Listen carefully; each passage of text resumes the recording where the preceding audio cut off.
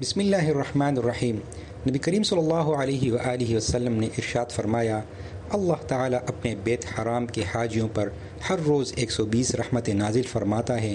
ان میں سے 60 طواف کرنے والوں پر، 40 نماز پڑھنے والوں پر اور 20 کعبے کو دیکھنے والوں پر نازل ہوتی ہیں۔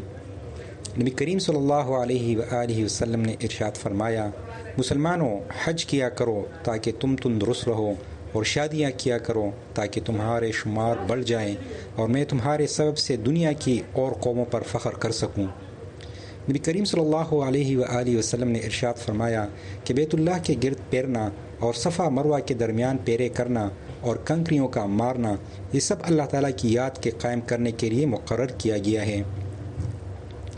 نبی کریم صلی اللہ علیہ وآلہ وسلم نے ارشاد فرمایا، جس شخص کو کوئی ظاہری مجبوری یا ظالم بادشاہ یا کوئی معذور کر دینے والی بیماری حج سے روکنے والی نہ ہو اور وہ پھر بغیر حج کیے مر جائے، اس کو اختیار ہے خواہ یہودی ہو کر مرے یا نصرانی ہو کر۔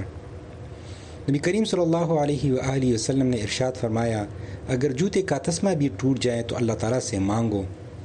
نبی کریم صلی اللہ علیہ وآلہ وسلم نے ارشاد فرمایا، جو مسلمان بندہ اپنے کسی بھائی کے لیے اس کی غیر موجودگی میں دعا کرتا ہے تو فرشتے اس کے حق میں یہ دعا کرتے ہیں کہ تم کو بھی ویسی ہی بلائی ملے۔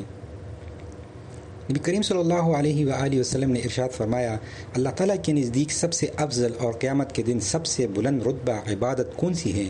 آپ صلی اللہ علیہ وآلہ وسلم نے فرمایا کہ اللہ تعالیٰ کا ذکر۔ نبی کریم صلی اللہ علیہ وآلہ وسلم نے ارشاد فرمایا، جس گھر میں اللہ کا ذکر کیا جائے اور جس گھر میں اللہ کا ذکر نہ کیا جائے، ان کی مثال زندہ اور مردہ کی سی ہے۔ نبی کریم صلی اللہ علیہ وآلہ وسلم نے ارشاد فرمایا، ایک صحابی نے عرض کیا، یا رسول اللہ، نیکیوں کی قسمیں تو بہت ہیں اور میں ان سب کو انجام دینے کی استطاعت نہیں رکھتا، لہٰذا مجھے ایسی چیز بتا دیجئے جسے گرہ سے باندھ دوں اور زیادہ باتیں نہ بتائے گا کیونکہ میں بھول جاؤں گا۔ حضرت صلی اللہ علیہ وآلہ وسلم نے اس کے جواب میں فرمایا، تمہاری زبان اللہ تعالیٰ کے ذکر سے تر رہا کریں۔ نبی کریم صلی اللہ علیہ وآلہ وسلم نے ارشاد فرمایا، اللہ تعالیٰ کے نزدیک سب سے زیادہ محبوب 4 کلمے ہیں، سبحان اللہ والحمد للہ ولا الہ الا اللہ واللہ اکبر۔